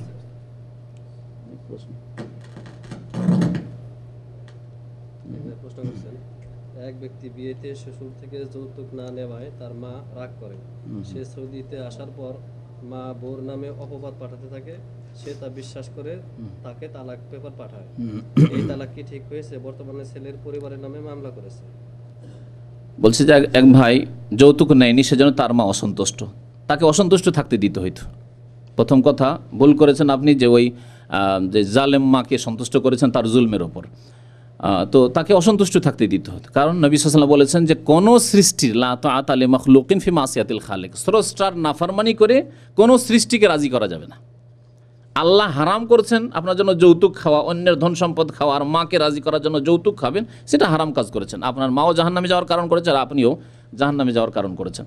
একটি কথা। 2 নম্বর কথা, আপনি রাজি করার জন্য এই যে জুলুম করলেন, যার ফলে কি হলো, আপনি আপনার মা মিথ্যা অপবাদ দিতে থাকে, তারপরে স্ত্রীকে তালাক দিয়েছেন, এই ক্ষেত্রে জুলুম করেছেন। কারণ আমাদের সমাজে মহিলাদের এইভাবে তালাক দিয়ে দেওয়া তারপর বড় জুলুম। আমাদের সমাজে মেয়েদের দ্বিতীয় বিবাহ হওয়া বড় সমস্যার বিষয়, সুতরাং এটি একটি বড় জুলুম করেছেন। এই জুলুমের জন্য শুধু আল্লাহর কাছে মাফ চাওয়া যথেষ্ট নয়, এর জন্য তার তদারক করতে হবে, তার সংশোধনের ব্যবস্থা করতে হবে। তালাক দিয়েছেন, তালাক হবে কিনা জিজ্ঞাসা করেন। 3 নম্বর প্রশ্ন, হ্যাঁ তালাক যে কোনো অবস্থায় হয়ে যাবে, তালাক দিলে তালাক হয়ে যাবে। তবে তালাক হচ্ছে 3টি। যদি আপনি জ্ঞানী মানুষ থেকে থাকেন, 1টি দিয়ে থাকেন, তাহলে এখনও রাস্তা খোলা আছে সেই স্ত্রীকে ফিরিয়ে নেওয়ার। আর যদি বেকুবের মতো আর ওই বিদাতিদের মজহাবের মতো 3 তালাক একসাথে দিয়ে থাকেন, তাহলে আপনার স্ত্রী আপনার মজহাব মোতাবেক আপনার হারাম হয়ে গেছে। কিন্তু কথা হচ্ছে যে সুন্নতি তরিকা যেটি, সেটি হচ্ছে চিন্তা করে তালাক দিতে হবে, সুস্থ মেজাজে তালাক দিতে হবে, আর 1টি করে গুলি ছাড়তে হবে, একসাথে 3টি নয়। প্রশ্ন করেছেন, আমাদের দেশে 71 সালে মুক্তিযুদ্ধে যুদ্ধ করে এখনো যারা জীবিত আছে, তারা মারা গেলে বর্তমানে দেশে রাষ্ট্রীয় মর্যাদায় দাফন করা হয়। এটা ইসলামের দৃষ্টিতে কতটা সঠিক? এগুলো রাজনৈতিক প্রশ্ন দরকার। মসজিদে প্রবেশ করে সুন্নত নামাজ শুরু করলাম, সূরা ফাতিহা পড়ছি, এমন সময় ফরজ নামাজের জন্য একামত শুরু হয়ে গেল। এমত অবস্থায় আমি কি করব? দাঁড়ানো অবস্থায় সালাম ফেরাবো কিনা, বিস্তারিত জানাবো। বলছেন এক ভাই যে সুন্নত শুরু করেছে, এই সময় জামাত শুরু হয়ে গেছে, তাহলে সূরা ফাতিহা শুরু করেছে, প্রথম রাকাতে আছেন এক কথা, এমনকি দ্বিতীয় রাকাতে কিন্তু শুরুতে আছেন, এদিকে জামাত শুরু হয়ে গেছে। নবী সাল্লাল্লাহু আলাইহি ওয়াসাল্লাম হাদিস মোতাবেক নামাজ ছেড়ে দেওয়া উচিত, কারণ হাদিসে রয়েছে ইজা উকিমাতিস সালাতু ফালা সালাতা ইল্লাল মাকতুবা, যখন নামাজের ইকামত হয়ে যাবে, মানে ফরজ নামাজের ইকামত হয়, ইকামত হয়ে যাবে, তখন কোনো নামাজ নেই ফালা সালাত ইল্লাল মাকতুব, ফরজ নামাজ ছাড়া, তাহলে ফরজ নামাজে লেগে যেতে হবে। তবে আমরা বলি যে দ্বিতীয় রাকাতের প্রায় রুকুও সেরে ফেলেছেন, এখন 2 সেজদা আর আত্তাহিয়াত বাকি আছে, এইটুকু স্বার্থে আপনার ইমামের সাথে এমন কিছু ছুটে যাবে না, আপনি সূরা ফাতিহা ধরে নিতে পারবেন তাকবীর দিয়ে, আর প্রথম রাকাত পেয়েই যাবেন, তাহলে তাড়াতাড়ি করে সংক্ষেপ করে সেরে নেন ওই নামাজ। প্রথম রাকাতে আছেন অথবা দ্বিতীয় রাকাতে উঠেছেন মাত্র, নামাজ ছেড়ে দেন, আর এই নামাজ ছাড়াতে কোনো দোষ নেই, পরে এই সুন্নতগুলি পড়ে নেবেন। প্রশ্ন করেছেন, যদি কোনো স্ত্রী পর পুরুষের সাথে জেনা করিয়া থাকে, তাহলে তাকে তার স্বামী রাখতে চাইবে কিনা, রাখতে পারবে কিনা? এক ভাই জিজ্ঞাসা করেছেন, যদি কোনো মহিলার পক্ষ থেকে কুকাজ হয়ে যায়, তাহলে তার স্বামী তাকে রাখতে পারবে কিনা। যদি তার স্বামী মুমিন হয় আর মুত্তাকি হয়, পরহেজগার লোক হয়, তাহলে তার জন্য এই রকম অশ্লীলতায় লিপ্ত মহিলাকে রাখা জায়েজ নাই, কারণ আল্লাহ পাক সূরা নূরে বলেছেন আয-যানিয়াতু লা ইয়ানকিহুহা ইল্লা যানিন আও মুশরিক ওয়াজ-যানিয়াতু লা ইয়ানকিহুহা ইল্লা যানিন আও মুশরিক ওয়া হুররিমা যালিকা আলাল মুমিনিন। জেনাকারী মহিলা অথবা মুশরিক মহিলাকে জেনাকারী পুরুষই বিয়ে করতে পারে অথবা মুশরিক পুরুষই বিয়ে করতে পারে, আর এটা মুমিনদের উপর হারাম করা হয়েছে, মুমিনদের উপর হারাম করা হয়েছে। তাহলে মুমিন মুত্তাকি ভালো নেক মানুষ, সৎ মানুষ যদি থাকে, তাহলে এইরকম দুশ্চরিত্রা মহিলাকে রাখা জায়েজ নয়।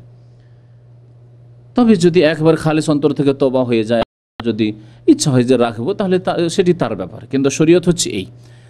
আর আরেকটি কথা, যদি সেই ব্যক্তিও ওই রকমই হয়, ওই রকমই মানে এই নয় যে সেও জেনাকারী নয় কিন্তু বেনামাজি সেও, অথবা সেও ফাসেক, সেও বিভিন্ন পাপ করে, সুদ খায় ঘুষ খায়, হয়তো জেনা করে না কিন্তু সেও সুদ খায় ঘুষ খায়, সুদের টাকা নিয়ে এসে স্ত্রীকে খাওয়াবেন, সুদের টাকার কাপড় পরাবেন, তাহলে ওই স্ত্রী দিয়ে নেক কাজের কি করে আশা করছেন? ওর দ্বারা জেনা হওয়া স্বাভাবিক।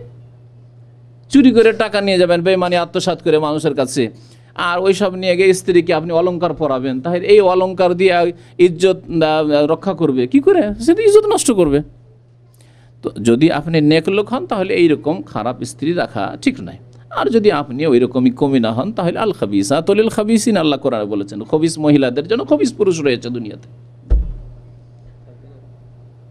আল্লাহ কি মানুষকে জোড়া জোড়া করে সৃষ্টি করেছেন? অর্থাৎ যার সাথে যার বিয়ে হচ্ছে বা হবে, এটা কি আগে থেকে নির্ধারণ করা হয়েছে? অবশ্যই তকদিরের উপর আলোচনা আছে, তকদির শুনে জিজ্ঞাসা করেছেন যে আল্লাহ পাক রব্বুল আলামিন কি যার সাথে বিয়ে হবে সেটা তকদিরে লেখা আছে? প্রত্যেকটি বস্তু, শুধু মানুষের তকদির না, সৃষ্টিরও তকদির লেখা আছে যে এই গরুটা কতদিন বাঁচবে, কোনখানে জন্মাবে, কতদিন বাঁচবে, আর কি খাবে। কাতাবাল্লাহু মাকাদির আল খালায়েক বলেছেন নবী সাল্লাল্লাহু আলাইহি ওয়াসাল্লাম, সৃষ্টি জগতের তকদির আল্লাহ লিখেছেন। আসমানের তকদির লেখা আছে যে কতদিন আসমান থাকবে, তারপরে এই আসমান ইজাস সামাউন ফাতারাত হয়ে যাবে, ইজাস সামাউন সাক্কাত হয়ে যাবে, হ্যাঁ, ওয়াইজাল আরদু মুদ্দাত, ইজা জুলজিলাতিল আরদু জিলজালাহা, ভূমিকম্প হয়ে পৃথিবী ধ্বংস হয়ে যাবে, জমিন, তারও বয়স লেখা আছে। আপনার কেন আমার কেন, গাছপালা সব কিছুরই তকদির আল্লাহ পাক রব্বুল আলামিন লিখে রেখেছেন। আল্লাহ পাক রব্বুল আলামিনের জ্ঞান অসীম জ্ঞান, সব কিছুই জানেন আল্লাহ পাক রব্বুল আলামিন। কিন্তু আল্লাহ সম্পর্কে আমাদের ধারণা আসলে সম্যক ধারণাই নেই, যার ফলে আমরা চিন্তা করছি এত কথা কি করে হইতে পারে এরকম। জি, আল্লাহর জন্য ওয়াকানা যালিকা আলাল্লাহি ইয়াসির, আল্লাহর জন্য খুব সহজ, আল্লাহর জন্য খুব সহজ।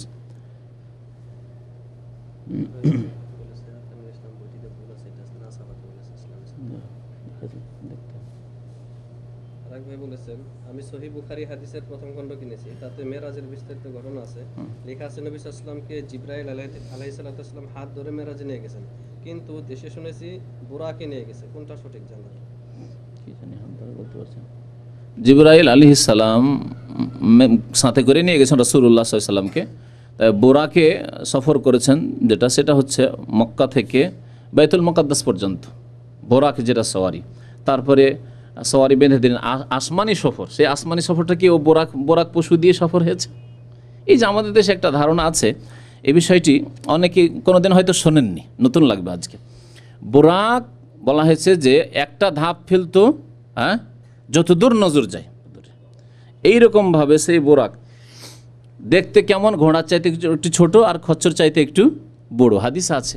তাহলে এই যদি এই রকমই আকার হয় বোরাকের, তো বোরাক জমিনে চলার জন্য না আকাশে ওঠার জন্য?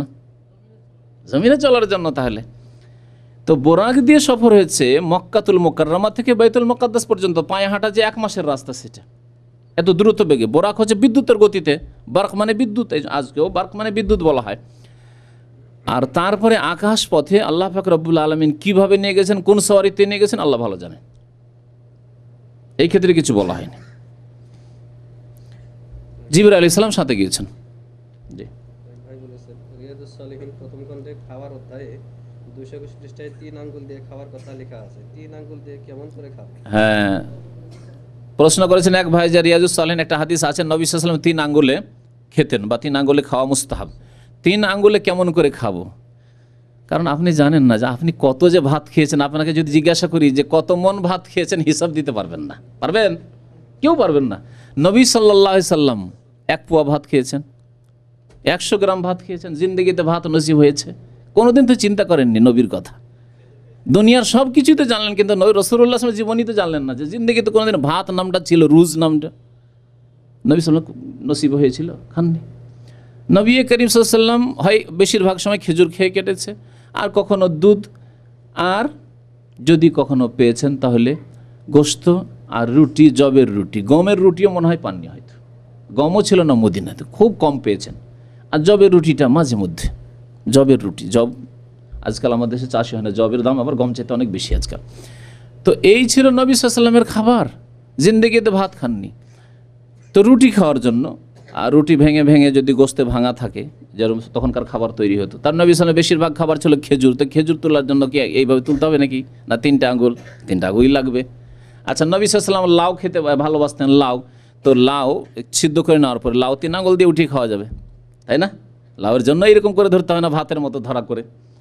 তাহলে আপনি যখন ভাত খাবেন তখন আপনার 3 আঙ্গুল দিয়ে কাজ চলবে না, কিন্তু খেজুর খাবেন, রুটি খাচ্ছেন, বা আপনি আরও এমন কিছু খাচ্ছেন যেগুলো আপনার পিস পিস, সেগুলি খাচ্ছেন 3 আঙ্গুল দিয়ে, পিস মিষ্টি খাচ্ছেন, দানার মতো রয়েছে, এই ধরনের জিনিস খাচ্ছেন, সেগুলি 3 আঙ্গুলে খাবেন, এটি সুন্নত।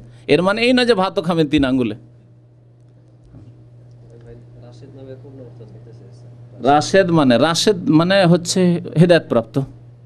রাশেদ আর সাদা ইউরশেদ মানে রাস্তা দেখানো। রাশেদ মানে যে সোজা পথে রয়েছে। যদি সোজা পথে থাকে তো ভালো, তার নামের মতো সেই লোক। আর যদি বিপথে থাকে তাহলে নাম ভালো কিন্তু তার চলন খারাপ। ভাই বলেছেন সূরা জুমার মধ্যে আল্লাহ বলেছেন নামাজের পর জমিনে ছড়িয়ে পড়তে, কাজের সন্তানের করতে। যাদের কাজ নাই তারা কি করবে? যাদের কাজ নেই, নামাজের পরে যে জমিনে ছড়িয়ে পড়তে বলা হয়েছে, তার মানে এটা জরুরি না, এটা হচ্ছে বৈধতা। নামাজের সময়, জুমার নামাজের সময় বা 5 ওয়াক্ত নামাজের সময় অন্য কাজ করা যাবে না। তারপরে রুজি রোজগার করে তারপরে যাও, যার কাজ আছে যাও, যার কাজ নেই বিশ্রাম করো, যার কাজ আছে এলেম শেখার এলেম শেখো, যার কাজ আছে পড়ার পড়ো, যেরকম যার কাজ রয়েছে। কেউ পড়াশোনা করছে, কেউ শুনছে, কেউ মেহনত করছে, কেউ রাস্তাঘাটে চলছে, কেউ বিক্রি করছে, কেউ খরিদ করছে।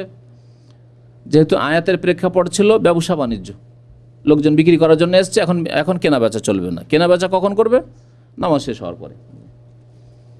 ভাই এটা শেষ প্রশ্ন। ডাক্তার পুরুষদের মাথায় তেল মাখতে নিষেধ করে, মুহাম্মদ সাল্লাল্লাহু আলাইহি ওয়াসাল্লাম কি মাথায় তেল ব্যবহার করতেন? ডাক্তারে পুরুষদের মাথায় তেল মাখতে নিষেধ করে। নিষেধ করেছে, বিশেষ লোক কোনো কারণে হইতে পারে, মাথায় হয়তো খুকসি আছে, মাথায় যদি খুকসি থাকে তাহলে তেল বাড়ায়, এটা যেমন সরষের তেল বা এই ধরনের তেলগুলি তো বাড়ায়। আমি অনেক দিন তেল ব্যবহার করি না আসলে, কিন্তু তেল ব্যবহার করলে জায়েজ। আসল হচ্ছে যে জায়েজ, না জায়েজের কিছু কারণ নেই। তবে যদি কারোর জন্য ক্ষতি করে তাহলে সে ব্যবহার করবে। অনেকের সাবান ক্ষতি করে, করবে না সে? যার জন্য যেটা ক্ষতি করে সেটা সে ব্যবহার করবে না। এই যে স্বপ্ন সম্পর্কে, স্বপ্ন মনে হয় এটা ওই আহমদের স্বপ্ন না অন্য, এই বিদাতি স্বপ্ন অনেক দিন থেকে, আজকে 50 বছর থেকে বিদাতিরা ছড়াচ্ছে।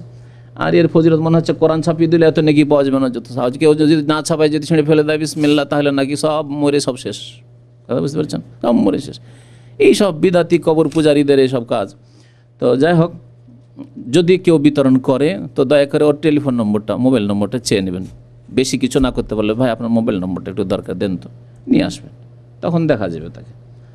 কারণ এগুলি এই সৌদি আরবে নাজায়েজ কাজগুলি, শিরক বিদাতের জিনিসগুলি ছড়ানো, এটা হচ্ছে দিন থেকে সরিয়ে দেওয়া।